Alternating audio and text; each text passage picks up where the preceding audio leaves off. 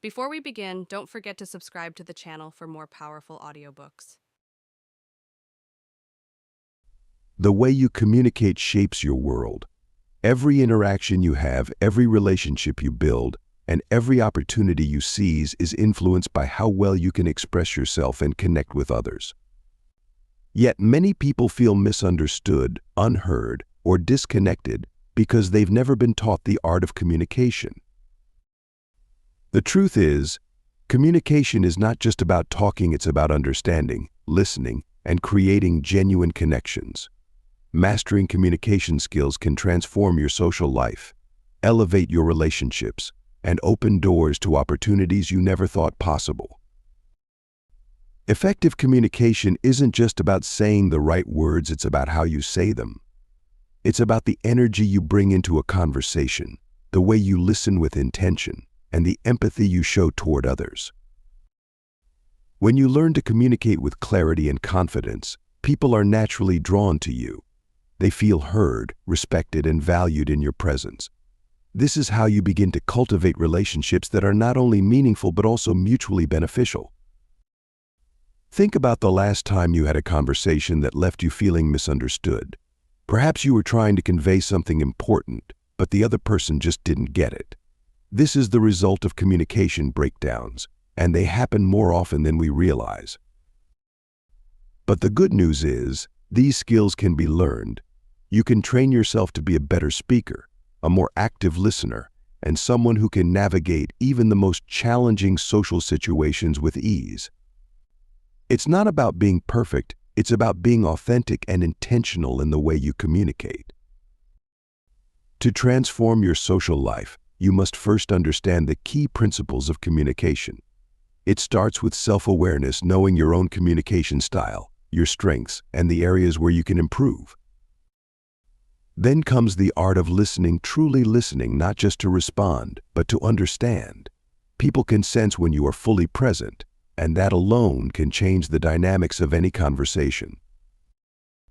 This book will guide you through the process of mastering these essential skills. From learning how to express your thoughts clearly and assertively to navigating difficult conversations with grace, you will gain the tools needed to elevate your communication and, in turn, transform your social life. Whether in personal relationships, professional settings, or everyday interactions, effective communication is your key to deeper connections, greater influence, and lasting success. It all begins with how you communicate. Are you ready to master the art? Imagine being able to navigate any social situation as smoothly as a seasoned diplomat, transforming your social life into a veritable masterpiece of eloquence and charisma. The secret lies in mastering your communication skills. By understanding your listener, crafting compelling messages, and building trust with your listeners, you can command attention and foster meaningful connections. Yet, this is just scratching the surface. Want to discover more about honing these skills and how they can revolutionize your interactions? Let's continue this conversation. For more information about the ebook version of this audio, check the video description or visit audiobooksoffice.com. We noticed that 69% of you who listen to our video are not yet subscribed to the channel. Please help support the channel by hitting the subscribe button and liking the video. Thanks for inspiring us to create more content for you. Chapter 1. Identifying communication goals. Before you can master communication, it's essential to identify your communication goals. You're not just chatting aimlessly, right? There's a purpose, an end game, an objective you're pursuing. So let's pinpoint what that is. Are you trying to inform, persuade, or just entertain? Are you hoping to deepen a relationship, make a sale, or simply share a story? Each of these goals requires a different approach, a different set of skills, and a different strategy. Understanding your goal in the beginning will set the course for your entire conversation. Write your communication goal down. Make it clear, specific, realistic, and time-bound. This isn't just some airy-fairy exercise. It's a goal-setting practice that's been proven to work in countless studies. By writing it down, you're making it real, tangible, and most importantly, attainable. Another nugget of wisdom: identify your secondary goals. Yes, you've got a primary goal, but what else do you want to achieve? Maybe you want to come across as friendly, knowledgeable, or trustworthy. These secondary goals support your primary goal and shape the way you communicate. Lastly, remember that your communication goals may change over time. That's perfectly okay. What matters is that you're clear on what they're at any given moment. This clarity will guide your words, your tone, your body language, and ultimately your success in communication. Chapter 2. Understanding your audience. Often, the key to effective communication lies in your understanding of your audience. It's like the groundwork that sets the stage for all your interactions. You wouldn't talk to your boss the same way you'd chat with your best friend, right? That's because you understand their different expectations, preferences, and contexts. Knowing your audience helps you tailor your message in a way they can easily grasp and appreciate. You'll know what tone to use, which examples to give, and even what jokes to crack. It's about making them comfortable and maintaining their interest. But how do you really understand your audience? It's not as intimidating as you might think. Start by observing. Look at their body language, listen to their choice of words, notice their reactions. Are they bored, confused, intrigued? Use this feedback to adjust your approach. Research also plays a big role. If you're giving a presentation, for instance, find out who'll be in the room. What's their background? What issues matter to them? The more you know about them, the more you can connect. Remember, understanding your audience isn't about manipulating them. It's about respecting their individuality and building a genuine connection. And once you get that, you're halfway to mastering your communication skills. Chapter 3. Crafting compelling messages. Once you've got a solid understanding of your audience, it's time to roll up your sleeves and start crafting compelling messages. This step's all about resonating with your listeners, drawing them into your world, and making your points unforgettably clear. First off, know your purpose. What's the one thing you want your audience to take away from your message? Your purpose serves as your North Star, guiding every word, every phrase you craft. Next, you've got to hook him. People's attention spans are notoriously short these days, so your opening needs to grab them. An intriguing question, a surprising fact, or a relatable story can do the trick. Thirdly, keep it simple. You want to communicate, not confuse. So, ditch the jargon and go for clarity and precision. Your audience will appreciate it, and they'll be more likely to remember your message too. Finally, wrap it up with a strong conclusion. Restate your key point and leave your audience with a clear call to action. What do you want them to do or think after hearing your message? While crafting compelling messages is important, building a solid rapport with your audience is equally critical for effective communication. You need to foster trust with your listeners. This isn't just about ticking boxes on a checklist, it's about cultivating a relationship. When your audience trusts you, they're more likely to listen, engage, and respond positively to your messages. To establish trust, you've got to be authentic. Don't just put on a show, be genuine. People can sense when you're not being true to yourself, and that can damage their trust in you. Be open about your strengths and weaknesses. Show vulnerability. It may feel risky, but it's a powerful way to connect with others. Consistency is another key to building trust. If you're inconsistent in your actions, your audience will start to doubt you. So verify your words match your actions. Don't promise something you can't deliver.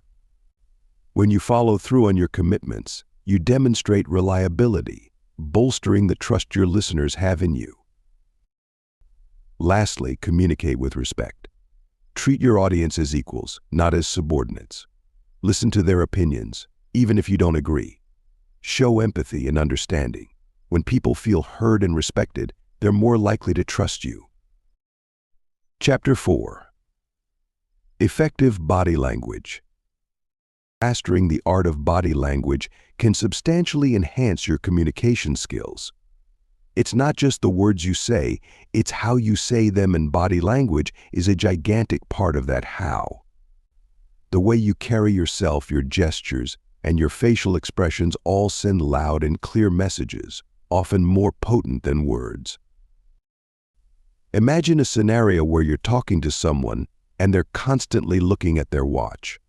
Even if they're nodding and agreeing with you, the message their body sends is, "I'm not interested. I've got somewhere else to be." You'd feel dismissed, wouldn't you? That's the power of body language. So how do you use body language effectively? First off, maintain eye contact. It shows you're focused and interested, but don't stare, that's creepy. Find a balance. Next, keep an open posture. Crossed arms can send a signal that you're closed off or defensive. Stand or sit up straight. It's not only good for your back, it shows confidence. Your facial expressions, too, should match your words. Smiling when you're happy, frowning when you're concerned, these are universal signs that help convey your feelings accurately. And finally, be aware of your personal space and others. Invading someone's personal space can make them uncomfortable. Chapter 5. Developing active listening. A staggering 80% of our communication is listening. Yet how often do we truly engage in active listening? Active listening isn't just about hearing words. It's about understanding, grasping, and engaging. It's about making the speaker feel heard and valued. It's a skill that can transform your personal and professional relationships, and it's something you can master. So, how do you become an active listener? First, give your full attention. That's right. Put down the phone, mute the TV, and focus on the person talking.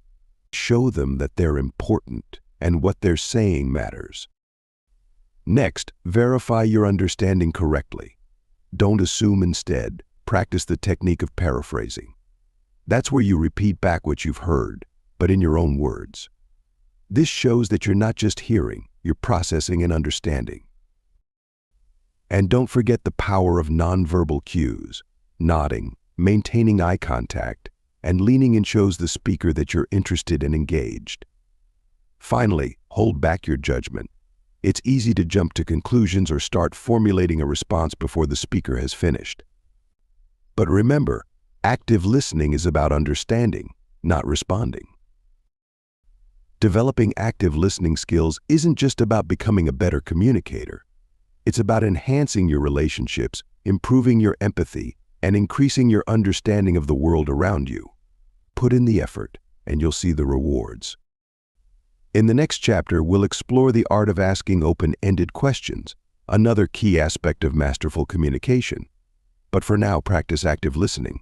It's a game changer. Chapter 6.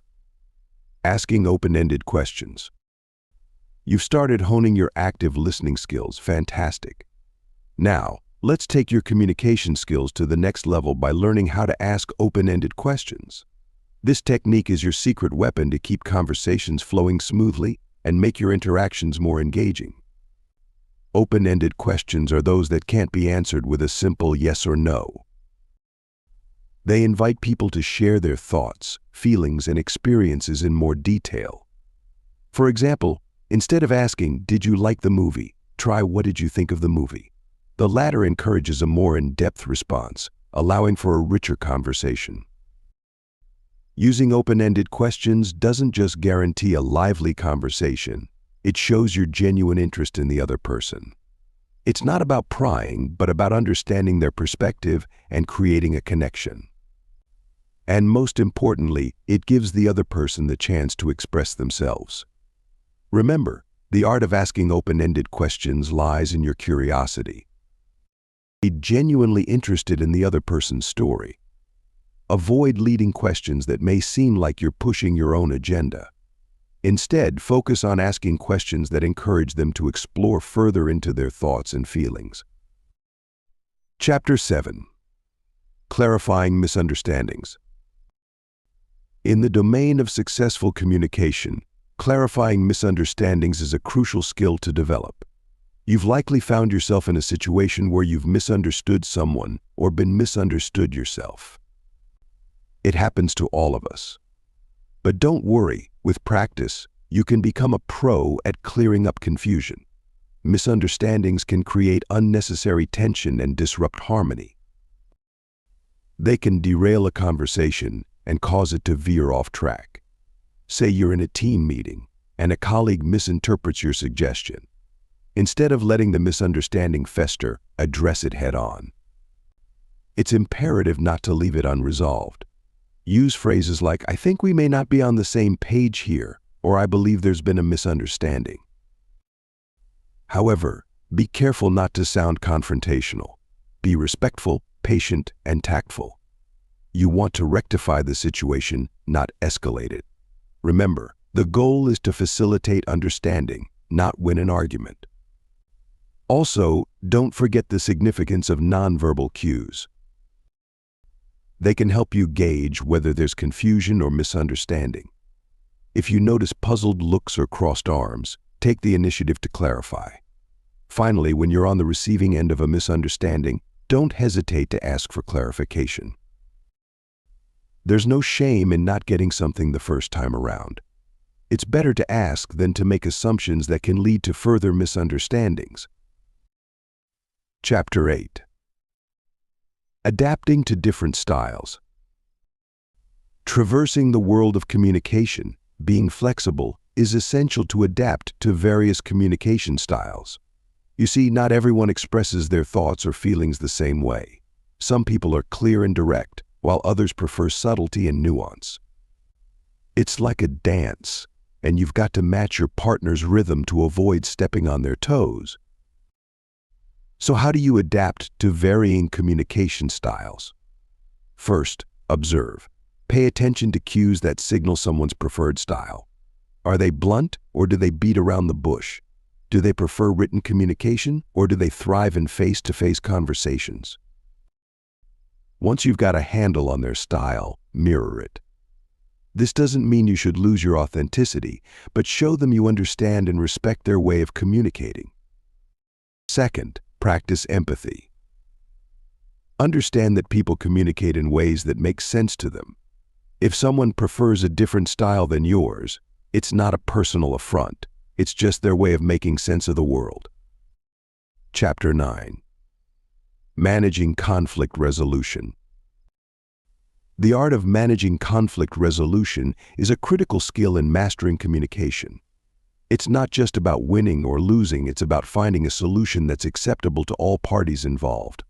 You're not always going to agree with everyone, and that's okay. The key is knowing how to handle those disagreements effectively. When conflict arises, it's crucial to keep your emotions in check. Responding with anger or frustration won't help the situation. Instead, try to remain calm and composed. It's easier said than done, but with practice, you'll find it becomes second nature. Listen actively to what the other person is saying. Make sure you understand their point of view before responding. It's vital to find common ground. Ask clarifying questions if you need to, and don't interrupt. Show them that you value their opinion, even if you don't agree with it. Practicing effective communication during conflict is about being assertive, not aggressive. Clearly express your thoughts and feelings without attacking the other person. Use I statements to express your feelings, such as "I feel upset when you do this" rather than "you make me feel this." Chapter 10. Practicing empathy and compassion. Just as managing conflict resolution requires a level-headed approach, practicing empathy and compassion also calls for a thoughtful mindset. It's not just about understanding others' feelings, it's about sharing those feelings, experiencing them as if they were your own. This ability to walk in someone else's shoes is a critical component of effective communication. Empathy places you in the heart of others' experiences, allowing you to grasp their perspectives, their fears, their joy. It's about feeling with people rather than feeling for them. And when you're able to truly empathize, your communication becomes more authentic, more sincere. Compassion, on the other hand, goes a step further. It's not just understanding and sharing others' emotions, it's about acting upon that understanding to alleviate their suffering. You're not just a passive observer, you're an active participant in their emotional journey. But how do you cultivate these twin pillars of effective communication? Start by truly listening to the people around you. Don't just hear their words, understand their stories. Recognize their emotions, validate them. Be non-judgmental, be patient. And then act. If they're suffering, find ways to alleviate that suffering. Small acts of kindness can go a long way. Chapter 11. Using positive language. Mastering the art of positive language can notably enhance your communication skills. It's not just about sprinkling your conversations with happy words.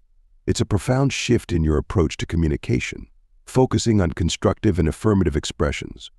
Positive language, you'll find, doesn't minimize or ignore problems. Instead, it reframes them in a way that focuses on solutions and optimism. You're not sidestepping the issue, but you're tackling it with a can-do attitude. For instance, instead of saying, "I can't meet you today," you could say, "How about we catch up tomorrow?" This approach has a transformative impact on your social life. People naturally gravitate towards positivity. When you communicate with a positive outlook, you're more likely to inspire and motivate those around you. You'll foster stronger relationships built on mutual respect and understanding. It's important to note, however, that positive language isn't about sugarcoating the truth or avoiding difficult conversations. It's about framing your thoughts and ideas in a way that encourages dialogue and cooperation, rather than confrontation and negativity. Don't underestimate the power of positive language. It's a potent tool that can remarkably improve your communication skills and ultimately transform your social interactions. So make the shift today and watch your relationships flourish. You'll be surprised at the impact such a small change can make. Chapter 12. Avoiding communication barriers. Let's break down the walls that often hinder effective communication. First, you've got to recognize these barriers. They could be anything from a lack of clarity in your messages, cultural differences, or even your own emotions. When you're not clear in what you're trying to express, confusion ensues.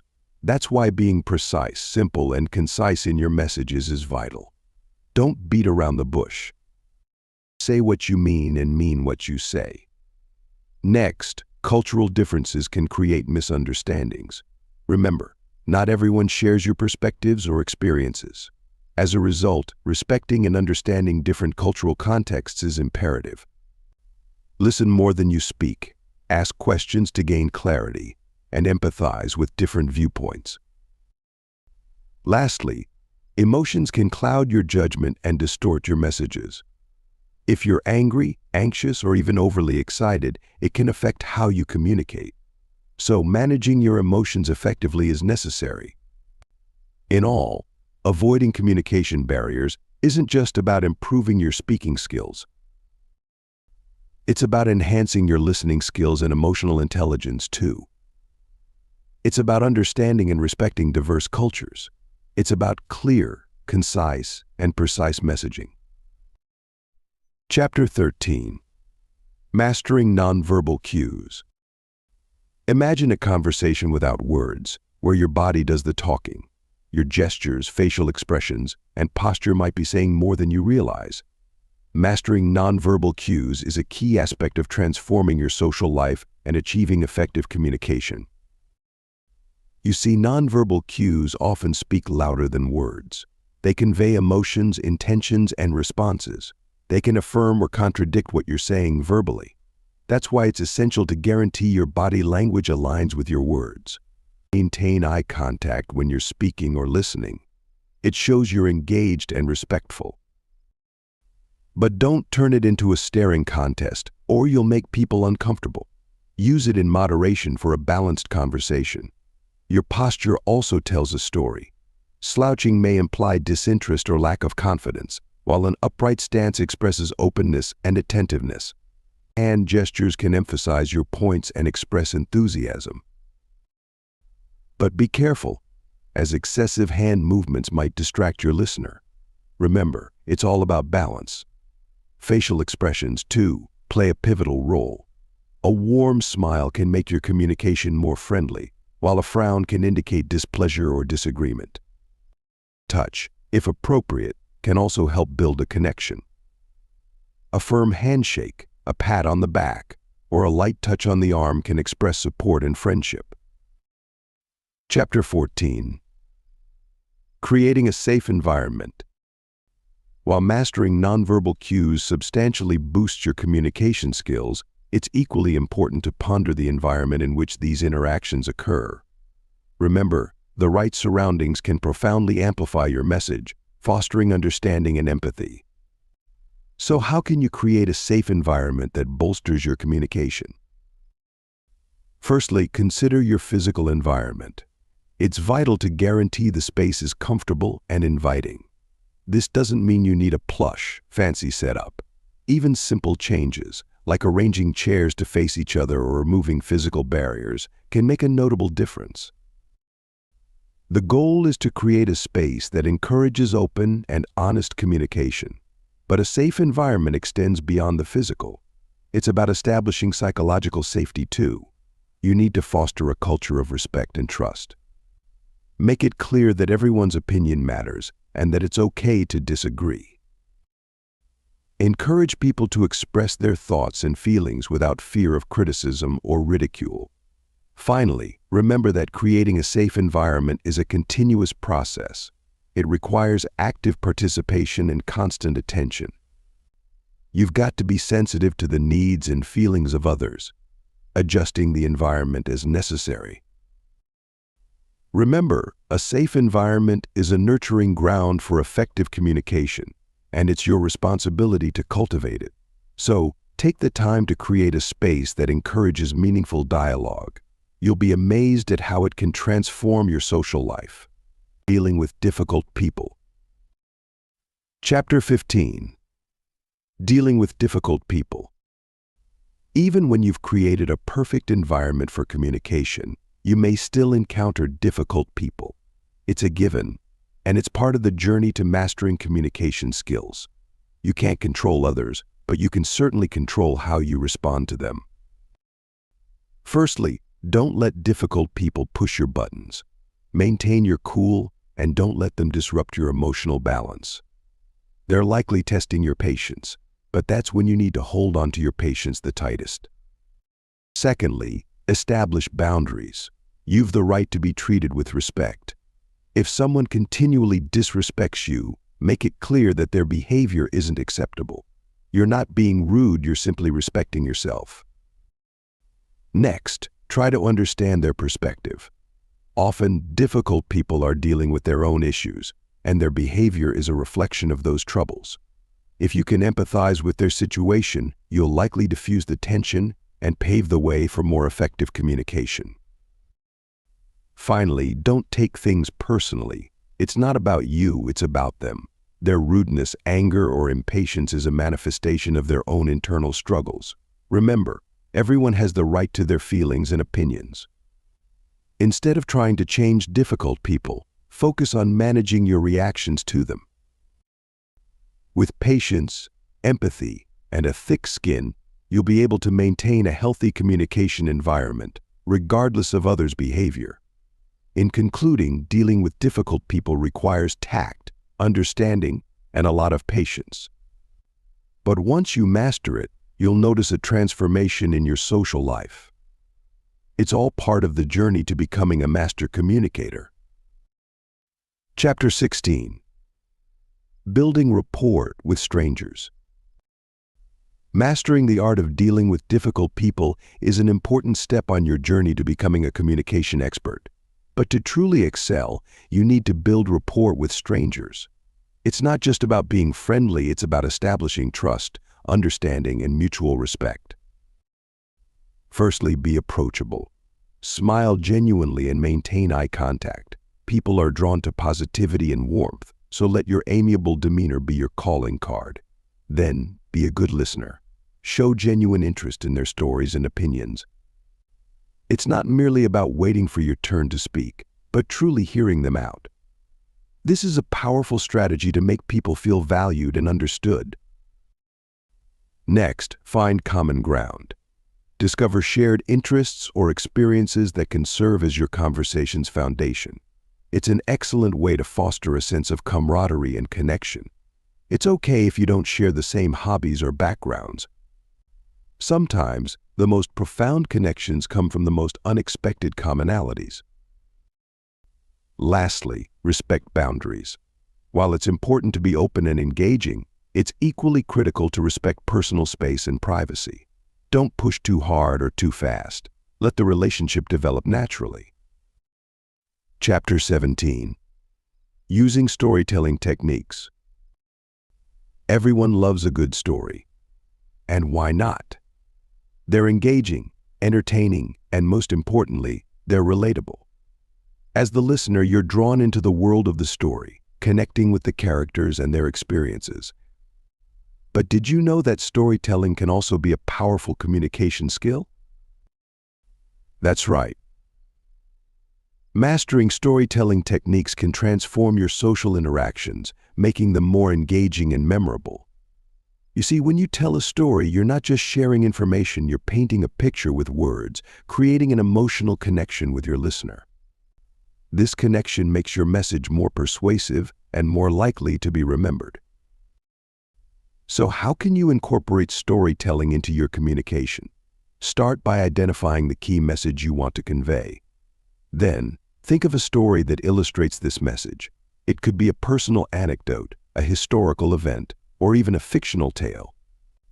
The important thing is that it's relevant and relatable. Next, structure your story. Good stories have a beginning, middle, and end. They introduce a problem or challenge, show how it was tackled, and reveal the outcome. This structure keeps your listener engaged and helps them follow along. Lastly, use vivid, descriptive language to make your story come alive. The more details you provide, the easier it's for your listener to visualize your story and connect with it emotionally. Chapter 18. Handling criticism and feedback. Just as storytelling can make your communication more engaging, adeptly handling criticism and feedback can make it more effective. You see, it's not just about expressing your thoughts, it's also about adapting to the thoughts of others. It's a two-way street. When criticism comes your way, don't let it sting. Instead, treat it as an opportunity. It's a chance to learn, improve, and evolve. Remember, criticism isn't a personal attack, it's a commentary on your work or behavior. So take it in stride, listen carefully, understand what's being said and why. That's the first step in handling criticism. Next, don't be defensive. It's easy to feel attacked and to react negatively, but that won't help you grow. Instead, be open. Show that you're willing to weigh alternative viewpoints. This not only helps you improve, but it also builds respect and trust in your relationships. But what about feedback? That's just as important. Whether it's positive or negative, feedback opens a window into how others perceive you. It helps you gauge your effectiveness and adjust accordingly. So welcome it, encourage it, and when it comes, handle it with grace and gratitude. In short, handling criticism and feedback isn't about smoothing over your flaws, it's about recognizing them and taking steps to improve. It's an essential part of mastering communication skills. So don't shy away from it, embrace it. Your social life will thank you. Chapter 19. Developing persuasive skills. You might be surprised to learn that persuasion is a skill you use every day. Whether you're convincing your friend to try a new restaurant, persuading your boss to give you a raise, or simply getting your kids to clean their room, persuasion is a key part of our daily interactions.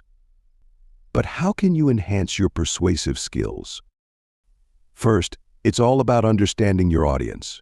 You've got to know what makes them tick, what they value, and what they desire. Once you've got that down, you can tailor your message to align with those values and desires.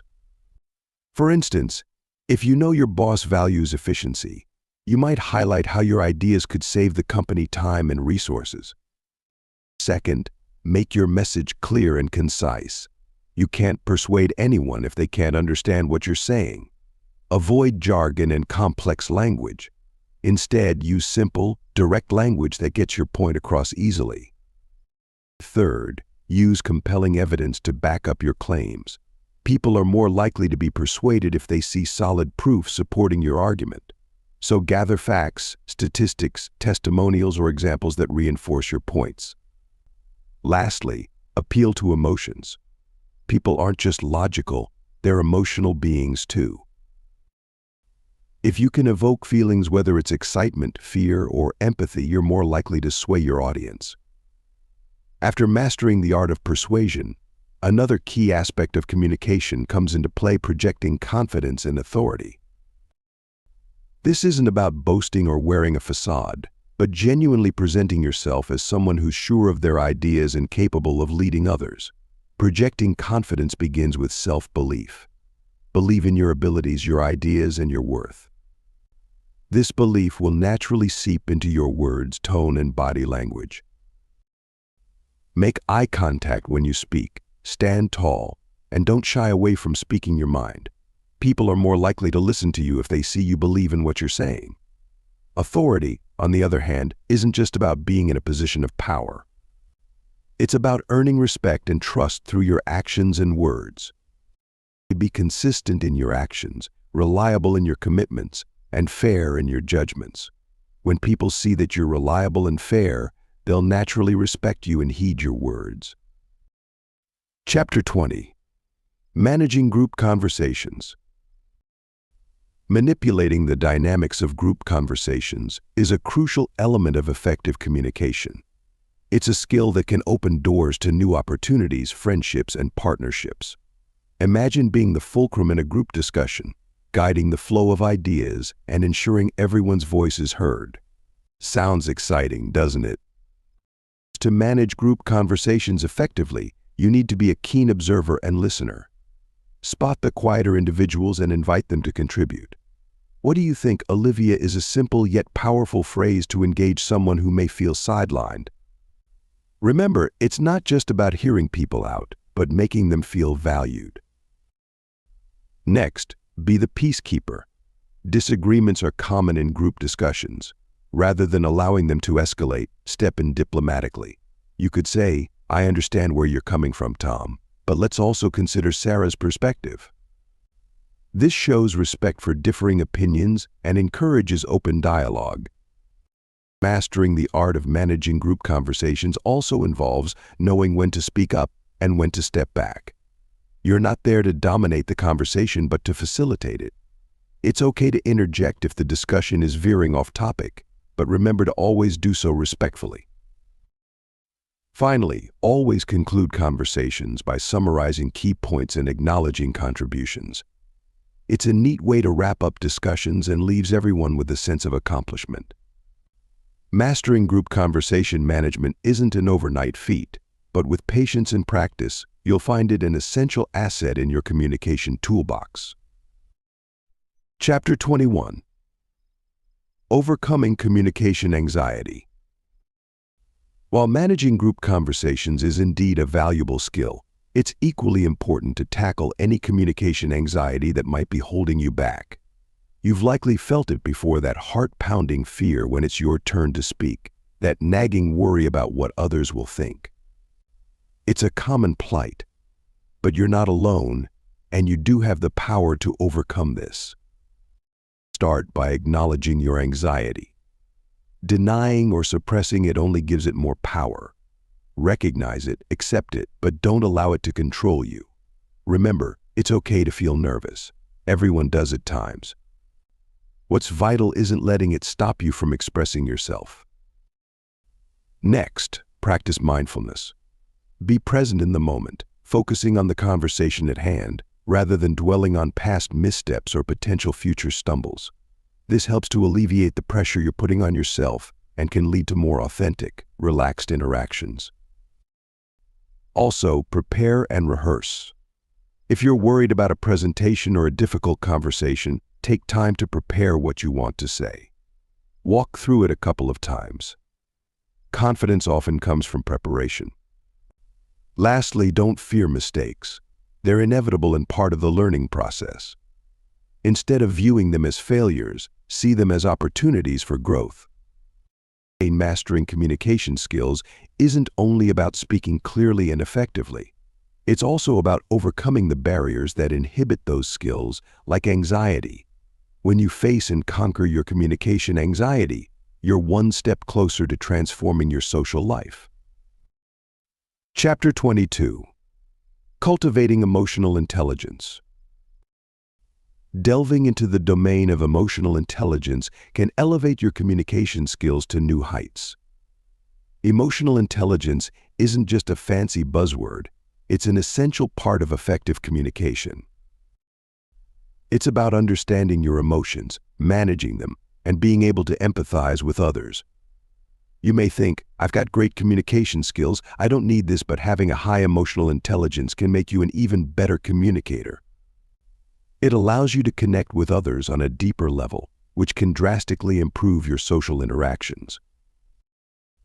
Let's break it down. Emotional intelligence is made up of 4 key elements: self-awareness, self-management, social awareness, and relationship management. Self-awareness involves recognizing your own emotions and how they affect your thoughts and behavior.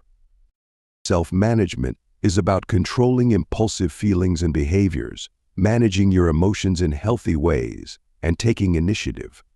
Social awareness is the ability to understand and pick up on emotional cues from the people around you. This skill helps you to empathize with others, even when communication is minimal. Relationship management involves the ability to develop and maintain good relationships, communicate clearly, and influence others positively. But here's the thing. You can't just snap your fingers and become emotionally intelligent. It takes practice and patience. Start small, maybe by trying to identify your emotions more accurately. Then work on managing those emotions in a healthy way.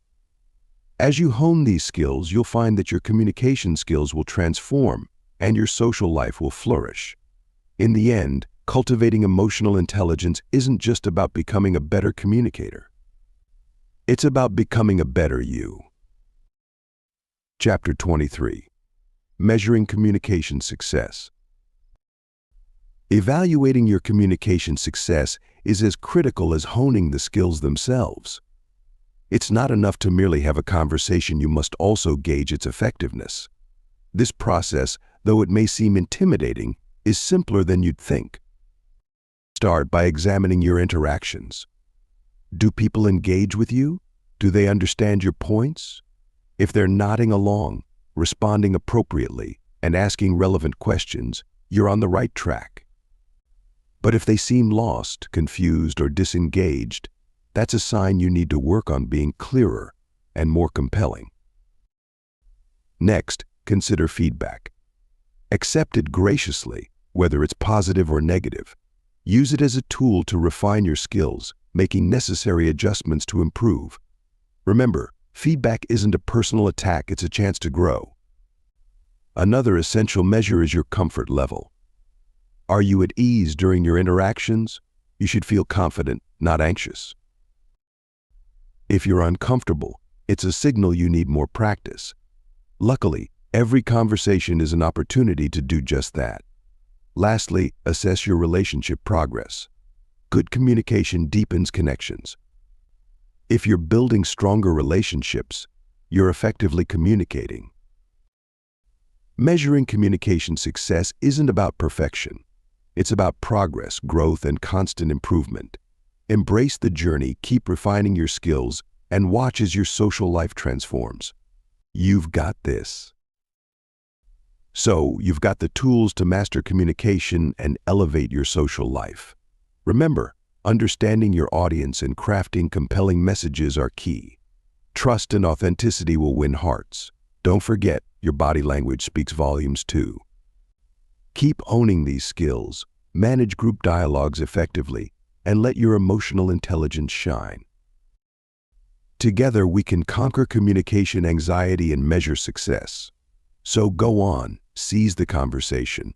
With practice, you'll be a communication wizard in no time.